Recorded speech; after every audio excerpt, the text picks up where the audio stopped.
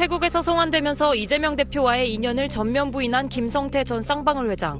이재명 씨는 전화나 뭐 이거 한 적 없는데 전화보다 말도 못하고 아무튼 제가 많이 뭐 부족한 사람이라. 최근 검찰 조사에서 몇몇 새로운 진술이 나온 걸로 전해졌습니다. 통화 여부부터 말이 달라졌습니다.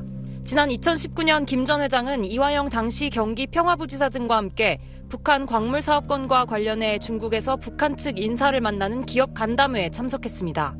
이 자리에서 이 전 부지사가 전화를 걸어 이재명 대표를 바꿔줬고 이 대표로부터 고맙다라는 말을 들었다고 진술한 것으로 알려졌습니다.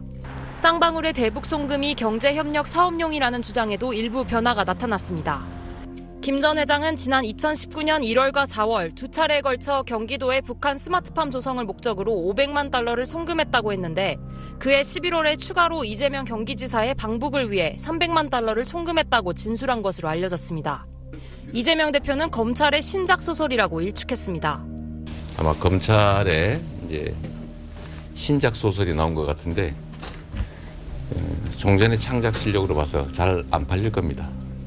이런 가운데 오늘 이화영 전 부지사 공판에선 2019년 김 전 회장의 모친상에 김 전 회장과 친분이 없던 경기지사 비서실장이 조문을 왔었다는 쌍방울그룹 전 비서실장의 진술이 나왔습니다.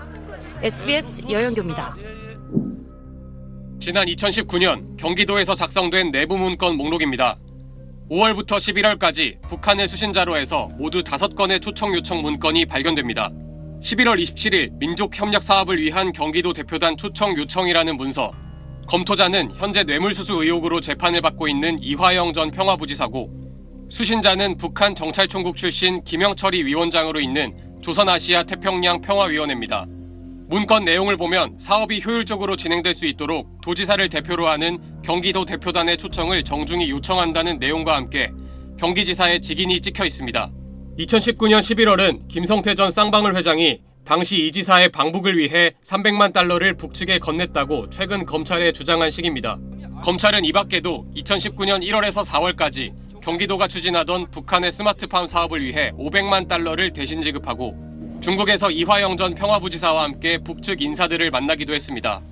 검찰은 2020년 이재명 대표 모친상 때 김 전 회장이 부회장 박모 씨를 시켜 대리조문 인사를 보냈고 이 대표가 방 씨에게 감사 인사를 전했다는 진술도 확보한 걸로 알려졌습니다. 이 대표가 검찰의 신작 소설이라고 일축한 가운데 민주당 내 반발도 이어졌습니다. 정치검사실에서 어떤 일이 있었는지 갑자기 대북 사업권 대가였던 대북 송금이 이재명 대표 방북을 위한 비용이라고 그 돈의 성격과 목적이 바꿔진 것입니다. 또 정치검사들에 의해 법치주의가 종말을 맞았다는 맹비난을 쏟아냈습니다. SBS 편광현입니다.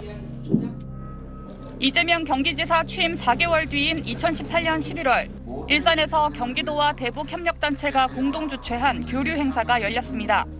손을 잡은 이재명 지사와 북한 리종혁 조선아태평화위원회 부위원장, 이화영 경기도 평화부지사와 송명철 조선아태평화위 부실장은 같은 테이블 나란히 옆에 앉았습니다.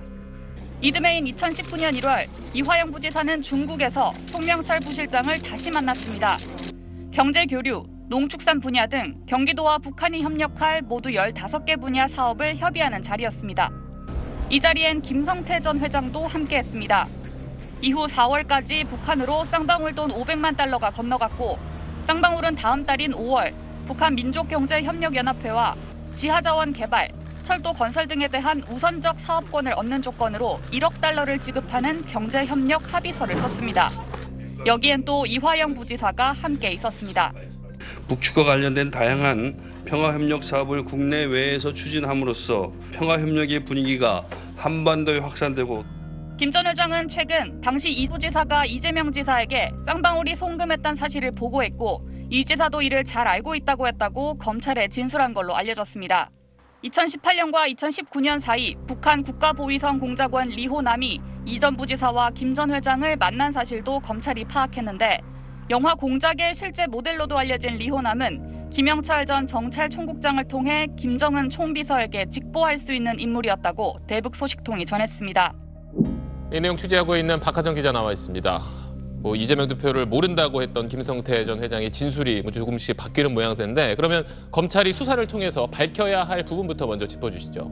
네, 지금 김성태 전 회장이 진술한 300만 달러가 실제로 북한에 건너갔는지를 확인하는 게 우선입니다. 실제로 돈이 건너갔다면 김 전 회장이 어떤 대가를 바라고 이 돈을 썼는지도 규명이 돼야 될 부분이고요. 김 전 회장이 이재명 대표를 언급하기 시작했기 때문에 이 돈이 이재명 대표를 위해서 쓰인 게 아니냐는 의혹이 제기될 수 있기 때문입니다.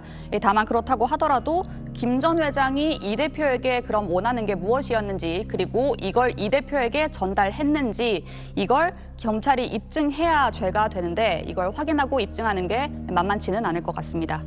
그럼 검찰 조사에서 김 전 회장이 입장을 바꾼 이유, 이건 뭐라고 봐야 합니까? 네, 검찰이 쌍방울그룹의 자금에 대해서 계속해서 추적을 해왔습니다.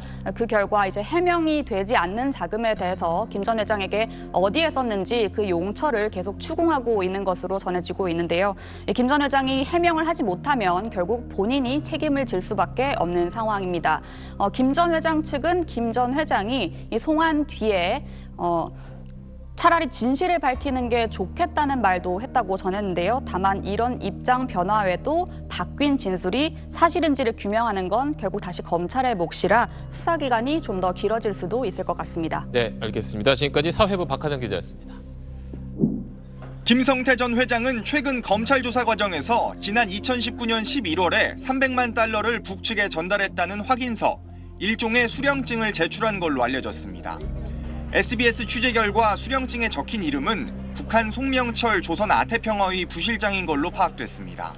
김 전 회장은 쌍방울 임직원 40명을 동원해 300만 달러를 잘게 쪼갠 뒤 현금으로 북측에 전달했다고 검찰에 진술한 걸로 알려졌습니다.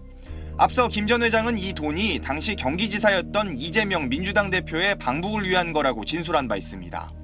2019년 5월 경기도에서 작성한 내부 보고서를 보면 이 무렵 경기도가 조선 아태평화의와 함께 이 지사의 방북을 논의한 걸로 나타납니다. 이화영 당시 경기도 평화부지사와 북측 조선 아태평화의 송명철 부실장이 5월 11일과 12일 두 차례에 걸쳐 양측의 협력 방안을 논의했다고 돼 있고, 회의 결과 1번으로 도지사 방북 추진이 담겼습니다.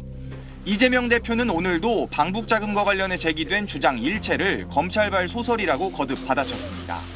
대표님 방북 자금 관련해서 이화영 후지사에게 보고받으신 적 없으십니까?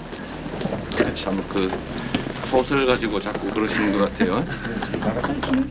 검찰은 이르면 내일 800만 달러 대북 전달을 고리로 삼아 김성태 전 회장을 외국환거래법 위반 등의 혐의로 우선 기소한 뒤 이 돈의 대가성 여부로 수사를 확대할 걸로 보입니다. SBS 박찬근입니다.